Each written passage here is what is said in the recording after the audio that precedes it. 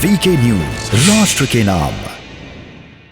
जम्मू में जिहाद का परवान, एक बार फिर दहला कश्मीर। 3 दिन में 5 हत्याएं। आतंकियों ने स्कूल में घुसकर 2 हिंदू टीचरों का किया कत्ल। मुस्लिम अध्यापकों को अलग कर बरसाई गोलियां। फिर हो रहा हिंदुओं का कत्लेआम। आखिर कौन है टारगेट किलिंग के पीछे? मोदी सरकार ने 5 अगस्त 2019 को एक बड़ा कदम उठाया। जम्मू कश्मीर के लिए बनाई गई धारा 370 और अनुच्छेद 35A के प्रावधानों को निरस्त कर दिया और इसके साथ ही जम्मू कश्मीर के 2 हिस्से कर लद्दाख को अलग केंद्र शासित प्रदेश बना दिया। यही नहीं, जम्मू कश्मीर का भी पूर्ण राज्य का दर्जा समाप्त कर उसे भी केंद्र शासित प्रदेश में बदल दिया। यह फैसला न केवल मोदी सरकार बल्कि आजाद भारत के इतिहास का भी बहुत बड़ा फैसला था, जिसका असर आने वाले सुदूर भविष्य में भी दिखाई देगा। जम्मू कश्मीर को विशेष अधिकार देने वाले इस कानून को खत्म हुए लगभग 2 साल पूरे हो गए, लेकिन क्या सच में कश्मीर में हालात बदल रहे हैं या और बद से बदतर होते जा रहे हैं? कश्मीरी पंडितों की घाटी में वापसी की कोशिश और उनकी संपत्तियों से कब्जे हटाने की कवायद के बीच पाकिस्तान ने फिर 1990 जैसे हालात पैदा करने की साजिश रची। घाटी में पिछले 3 दिनों के भीतर 5 नागरिकों की आतंकियों ने हत्या कर दी।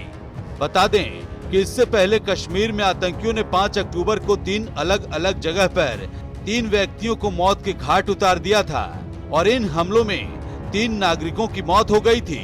और वहीं गुरुवार को सफाक दल इलाके में government boys higher secondary school के अंदर घुसकर आतंकियों ने 2 शिक्षकों पर गोलियां बरसा दी, जिसमें दोनों शिक्षकों की मौके पर ही मौत हो गई। कश्मीरी पंडितों को निशाना बनाकर उन पर हमले कराने के साथ अब उनके मंदिरों को जलाने की कोशिश इसी से जोड़कर देखा जा रहा है।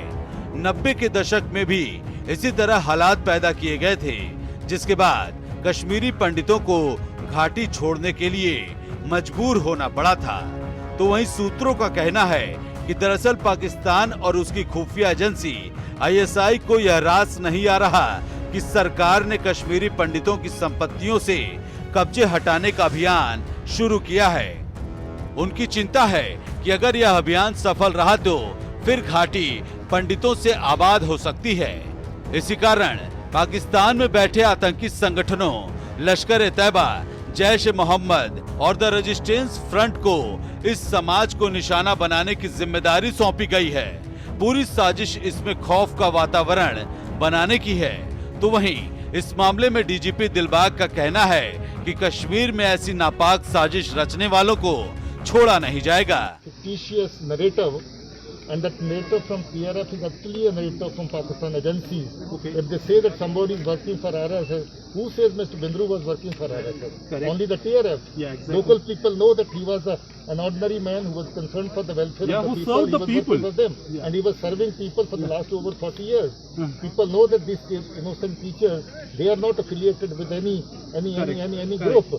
If you kill somebody and then claim that so-and-so was working for so-and-so or affiliated with such and such group, it's absolutely fake, malicious propaganda, and I'm sure people will also respond to it. बहरहाल इस मामले में उच्च स्तरीय बैठक की गई। बता दें कि इस बैठक में गृह मंत्री अमित शाह, NSA अजीत डोभाल समेत कई पदाधिकारी मौजूद रहे। इस अहम बैठक में कई अहम फैसले लिए गए जो सुरक्षा के मद्देनजर सार्वजनिक नहीं किया गया, लेकिन एक बात तो तय है कि अब इन देश के दुश्मनों की खैर नहीं। News desk, VK news. ये है ड्रीम मीडिया नेटवर्क और आप देख रहे हैं देश का पहला 24/7 digital news channel VK news, राष्ट्र के नाम।